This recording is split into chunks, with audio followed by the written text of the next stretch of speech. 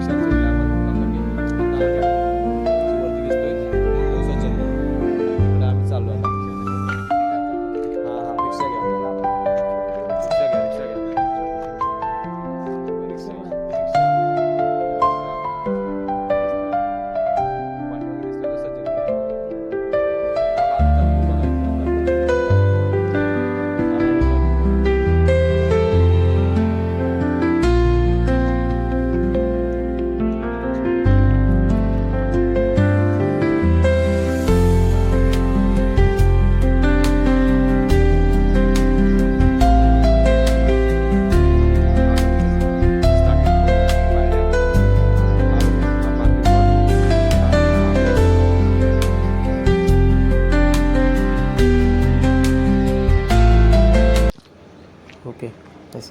त्यानंतर फायनली आम्ही पायऱ्या चढायला चालू केल्या. 20 ते 25 मिनटं लागणार होते पायऱ्या चढायला, पण आम्ही 15 मिनटामध्ये सज्जनगडचा महादरवाजा पार करणार होतो. जरा व्ह्यूचा एन्जॉय केला, कारण सनराईज येणारच होता. तेवढ्यात आम्ही व्ह्यूचा एन्जॉय करून ट्रेन चेक करत करत लवकर महादरवाजा पार केला. काही लोकांकडून माहिती मिळाली की वरती समोरच गावात एंट्री केल्यानंतर समोर तलाव लागतो. तर तो तलाव बघण्यासाठी आम्ही आलो. तर तलाव हा मुख्यतः पावसाचं पाणी साठवण्यासाठी बांधला गेला होता. किल्ल्यावर राहणारे लोक, सैनिक किंवा नंतर मठातील लोकांच्या वापरासाठी ते पाणी उपयोगी पडायचं, असं काही गावकऱ्यांनी सांगितलं आम्हाला. ते बघा, तुम्ही बघू शकता हा तलाव. एकदम सुंदर असा नजारा मॉर्निंगचा.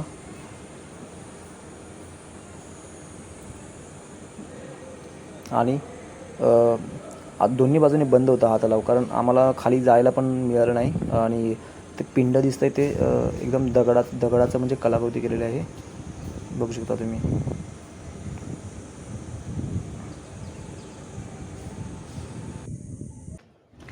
हॅलो गाईस, तलावानंतर आम्ही तसंच रस्त्याने पुढे आलो. रामदास स्वामी संस्थान हा समाधी मंदिराच्या परिसरातील प्रवेशद्वार मोठा लाकडी दरवाजा आहे.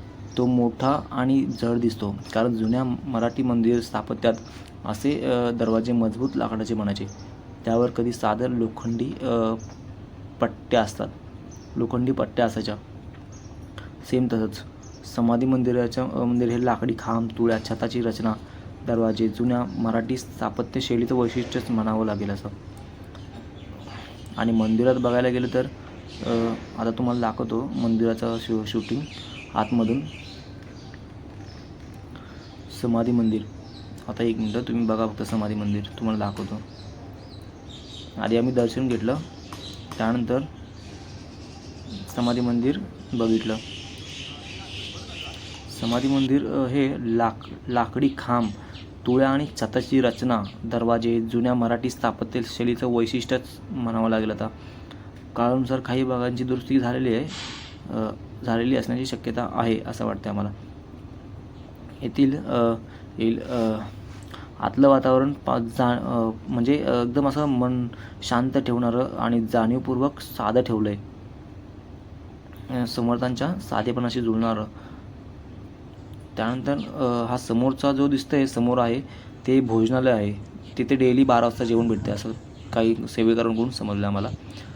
त्यानंतर आम्ही बाजूला गेल्यानंतर समजतं की छत्रपती शिवाजी महाराज आणि रामदास स्वामी समर्थ यांच्यात आदराचं नातं होतं, ह्याच्या फोटोवरूनच दिसून येतं.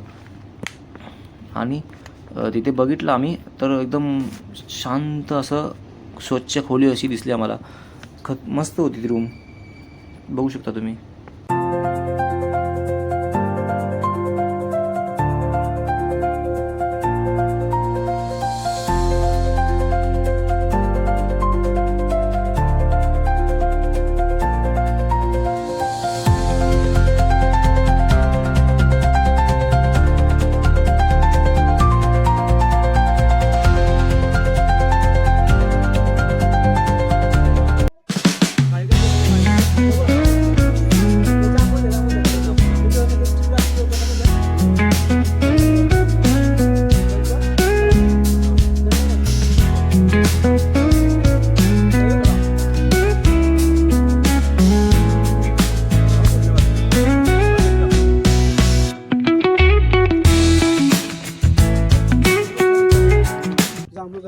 जांभूळ गावाला तसं आमचं झाड आहे जांभळाचं, पण काय करतो गावाला आलं नाही तर जांभूळ नाही खाल्ला तर होईल काय? हो, हां जांभूळ सगळ्यात बेस्ट. त्या आजी बोलतात की जांभूळ डायबिटीससाठी एक नंबर असते, शरीरासाठी गोड आहे तसं, अत्युत्तम, खूप छान. गावाला आलं तर हाच फायदा होतो खरं म्हणायला सगळ्यात गेलं तर. बेस्ट. खूप आंबे म्हणा, फणस म्हणा, हे जांभूळ, त्यानंतर करवंद, हे खूप फेमस प्रसिद्ध रानमेवा म्हणावं, रानमेवा अत्युत्तम. रानमेवा ते खायला पण नशीब लागतं खरं म्हणायला गेलं तर. माहिती आहे खूप लोकांना कुणालाच भेटत नाही. भेटत पण नाही. गावाला आलं तर घे ना, म्हणून की देतो ना, घे आपला सबस्क्राईब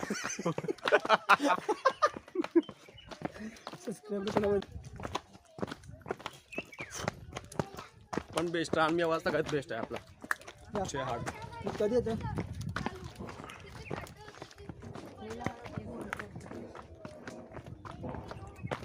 तुम्हाला यायचं असेल, माझगावचा मारुती राया. तुम्हाला जर यायचं असेल सांग. तर आपला भाऊ आहे ट्रेकर, खूप अनुभव आहे, खूप बाहेर ट्रॅकिंग करतो तो. मी तर येतच नव्हतो, पण भावाने मला सोबत घेऊन गेला. तो बोलतो की चल इथं जाऊन तर बघू आपण महाराजांच्या आपल्या गड किल्ले. आपलंच गाव आणि आपल्याच गावात राजधानी पण आपली सातारा आहे ना, राजधानी आपली सातारा असल्यामुळे कसं जावं लागणारच. आणि स्वामी समर्थांची समाधी असल्यावर म्हटलं सज्जनगड हा एक गड नसून एक शिस्त प्रकार. टापटीप पेण्याचं उत्तम उदाहरण म्हणजे सज्जनगड. बरोबर माझ्या मनातलं बोला अक्षरशः. परफेक्ट. या कधी सज्जनगडाला, खूप छान. आता रस्त्यानं थोडासा कचरा दिसतो म्हणा, पण गडावर गेलो तर एकही चॉकलेटचा तुकडा दिसणार नाही तुम्हाला. आता या गडावर ओल्ड पर्यटक काय येतात माहिती आहे का? कारण हा गड जास्त हार्ड नाही. सगळ्यात इझी गड म्हणजे हा सज्जनगड. बरोबर. पायऱ्या आहेत, जास्त इझी आहे हा गड. 100 ते 150 पायऱ्या फक्त आहेत त्या गडावर. 150पेक्षा पण कमी असतील कदाचित. नाही बरोबर, एवढं तर आहे ते मिनिमम. खूप छान पाण्याची व्यवस्थित सुविधा, सोय, प्यायचे नाश्ता, जेवण वगैरे, प्रसाद, महाप्रसाद वगैरे असतो. सगळंच बेस्ट. दीड वाजता महाप्रसाद आहे. खूप पर्यटक. आता आम्ही चाललोय अजिंक्यताराला. भेटू लवकरच. आता भेटू डायरेक्ट अजिंक्यतारा किल्ल्यावर.